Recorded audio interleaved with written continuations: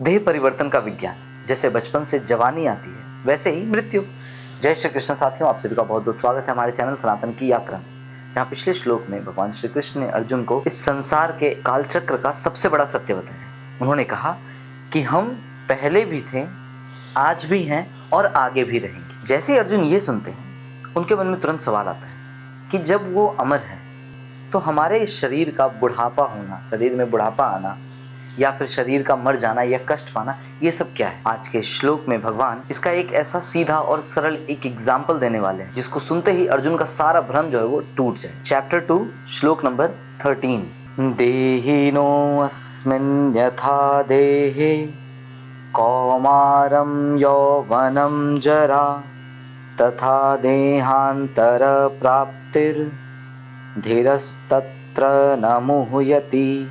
श्री भगवान ने कहा, जैसे इस शरीर में जीवात्मा की कुमार अवस्था यानी बचपन, यौवन अवस्था यानी जवानी और जरा अवस्था अर्थात बुढ़ापा होता है, वैसे ही जीवात्मा को दूसरे शरीर की प्राप्ति होती है यानी मृत्यु के बाद एक नया शरीर मिलना होता है। धीर पुरुष यानी जो बुद्धिमानी लोग होते हैं वो इस विषय में मोहित नहीं होते। भगवान कहते हैं कि हे अर्जुन, जब तुम बच्चे थे तो तुम छोटे थे, फिर जब तुम जवान हुए तो तुम्हारी मांसपेशियां मजबूत हुई, लेकिन क्या तुमने अपने उस बचपन के शरीर के मरने का दुख मनाया, उसका शोक मनाया? नहीं, क्योंकि तुम जानते हो कि तुम वही हो, केवल शरीर बदला है। यानी शरीर जो पहले बचपन में था यानी छोटा था, अब वो बड़ा हुआ है, वो जवान हुआ है। तो ठीक ऐसे ही बुढ़ापा भी है, एक दिन बुढ़ापा भी इसी तरह से आएगा। भगवान कहते हैं कि जैसे बचपन से जवानी होना और जवानी से बुढ़ापा तक का आना, ये एक स्वाभाविक बदलाव है। ठीक उसी प्रकार हमारा आत्मा भी बुढ़ापे के बाद एक नए शरीर में प्रवेश करती है, जिसे दुनिया मृत्यु कहती है।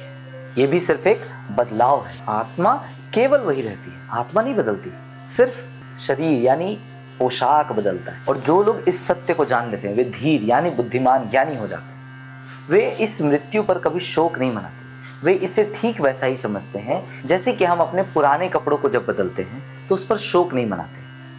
आपने कभी शोक मनाया कि आपने अपने किसी पुराने कपड़े को छोड़ दिया है, फेंक दिया है? तो ठीक शरीर भी वैसा ही है, सिर्फ आत्मा जो है वो अमर है। शरीर तो बदलता रहता है, आत्मा एक के बाद एक नए शरीर में प्रवेश करती रहती है। आत्मा अमर है, वो कभी नहीं बदलता। आज के श्लोक से सीखने वाली बात है, बदलाव से मत डरो। गीता ये साफ साफ कहती है कि संसार में बदलाव का नियम है। आपके रिश्ते बदलते हैं, हमारे चेहरे बदलते हैं, हमारी परिस्थिति यानी कंडीशंस बदलती हैं। तो भगवत गीता कहती है कोई भी चीज़ ऐसा नहीं है जो हमेशा वो स्ट्रेट रहने वाला है, वो कभी भी कोई चीज़ रुकी नहीं रहेगी। संसार का नियम है बदलते रहना। प्रकृति भी देखिए बदलती रहती है, संसार में सीजन्स बदलते हैं, गर्मी आती है, फिर बरसात है, फिर ठंड है, अलग अलग मौसमें भी आते हैं। तो संसार में बदलाव का नियम है, ये हमारे नेचर्स के पास ये एबिलिटी है टू चेंज। ठीक इसी प्रकार हमें भी अपनी इस बढ़ती उम्र को स्वीकार करना चाहिए और इससे डरना नहीं चाहिए। तो संसार का नियम है, जिस तरह से हम बच्चे थे, फिर हम जवान हुए, धीरे धीरे फिर हम बूढ़े हो जाएंगे। ये तो शरीर का सिस्टम है, इसी सिस्टम से तो चीज़ें आगे बढ़ती। आज से 5 साल पहले हम जिस जगह पे थे, क्या आज भी हम उसी जगह पर हैं? बिल्कुल नहीं। तो जैसे समय के साथ वो चीज़ें बदली तो सारी चीज़ें बदलेंगी, इसे हमें भी स्वीकार करना चाहिए। और मोस्ट इंपॉर्टेंट चीज़ है द एंड ऑफ डिप्रेशन। जब हमारे माइंड में ये चीज़ फिट हो जाएगी, मृत्यु जो है वो कोई जीवन का अंत नहीं है, बल्कि यह तो एक शुरुआत है। जाहिर सी बात है, मृत्यु के बाद एक नए शरीर में जाने की शुरुआत होती है। आत्मा हमारी यही है, यही आत्मा हमारे मरने के बाद नए शरीर में प्रवेश करेगी। तो मृत्यु कोई एंड नहीं है, इट्स अ स्टार्ट। जब हम इस बात को अपने माइंड में बैठा लेंगे तो हमें अपनों को खोने का दुख नहीं होगा, किसी चीज़ का डर नहीं होगा। और जब हमारे मन से यह दुख और यह डर निकल जाता है तो हमारा डिप्रेशन ऑटोमेटिकली ख़त्म हो जाता है। भगवान ने यहाँ पर अर्जुन को यह तो समझा दिया कि मृत्यु क्या है, लेकिन जैसे अर्जुन ने इन बातों को सुना तो उनके मन में और भी कुछ क्वेश्चंस जाग उठे।